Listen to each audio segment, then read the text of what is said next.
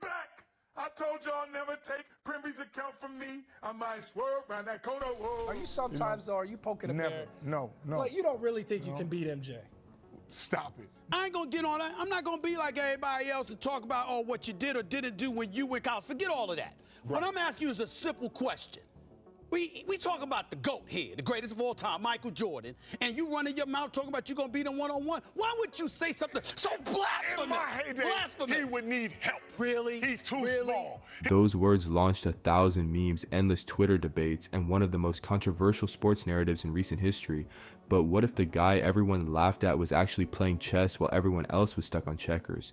This is the story of LaVar Ball, the dad who didn't just raise NBA players but rewrote the entire playbook for athlete development. I remember watching LaVar Ball and thinking, this guy's either a genius or completely insane.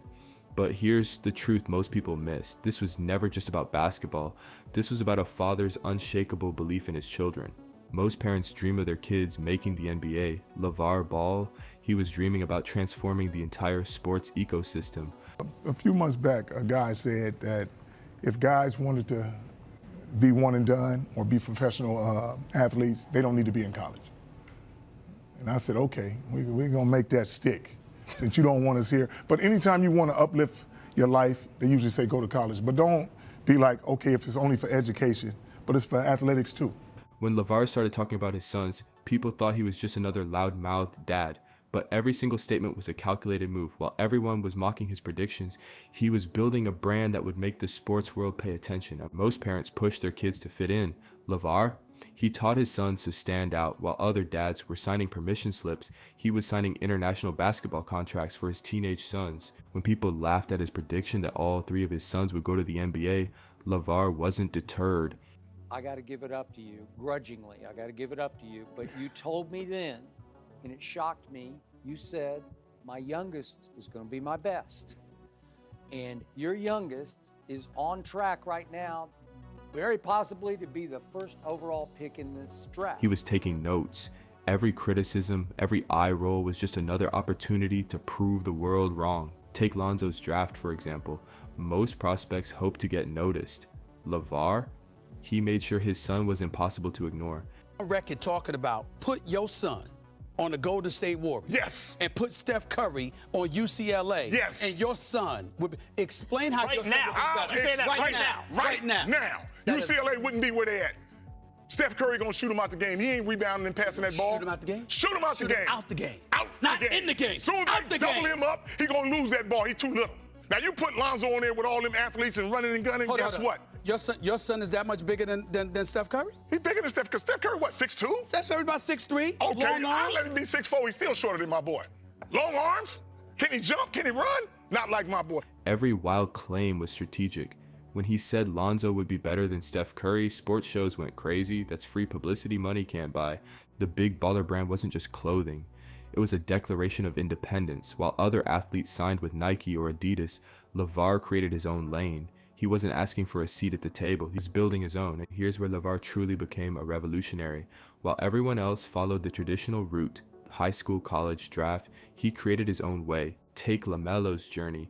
While other 16-year-olds were worrying about high school drama, he was playing professional basketball in Lithuania. Crazy? Maybe. Calculated? Absolutely. Take a bizarre path to the NBA. Took the best path. Well, is it? Yes. Why? Because, okay, he got the focus completely on basketball. Right.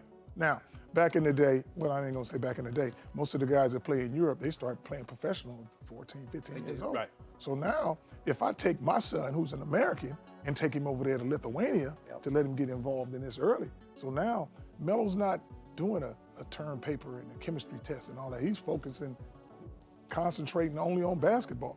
This wasn't a smooth journey. LaMelo playing professional basketball in Lithuania at 16? That's not just a career move, it's a family betting everything on a dream. Most families would crumble under that pressure, but they thrived. LaVar understood something most people didn't. Success isn't about following a predetermined path, it's about creating your own. LaVar's approach was a masterclass in alternative athlete development.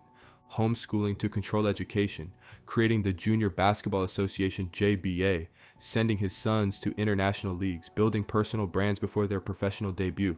Most experts said he was ruining his kids' careers, but the numbers tell a different story. Let's talk money, because that's where the real proof is. Well, especially on Facebook and social media is where a lot of this stuff's going. Exceeding 1 million views when your sons linked up ultimately, LiAngelo and LaMelo, reunited on the court for your LA team. Is social media really where you hope to take this thing?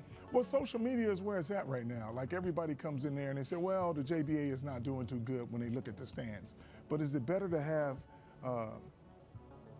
all cameras in there and 100 people, or 10,000 people in there with no cameras? Combined career earnings, $422 million. NBA draft position, second Lonzo, third LaMelo. Brand value unprecedented for young athletes. These aren't just numbers. They're a middle finger to every critic who said LaVar's approach was nonsense. But this was never just about basketball. LaVar was teaching entrepreneurship. He showed his sons that traditional paths aren't the only routes to success. Personal branding is as important as athletic skill. Confidence can be a strategic weapon. He transformed his sons from athletes into global brands. LaMelo isn't just a basketball player, he's a marketing phenomenon. The Ball family didn't just change their own trajectory, they challenged how we think about athlete development, questioning the NCAA's model, demonstrating the power of family-driven marketing, proving that unconventional strategies can yield massive results.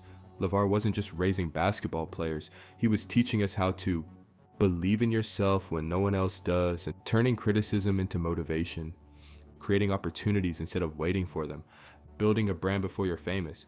Most parents protect their kids from criticism. LaVar threw his sons into the spotlight and taught them to shine.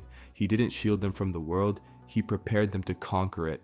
Was LaVar Ball a marketing genius or a crazy dad?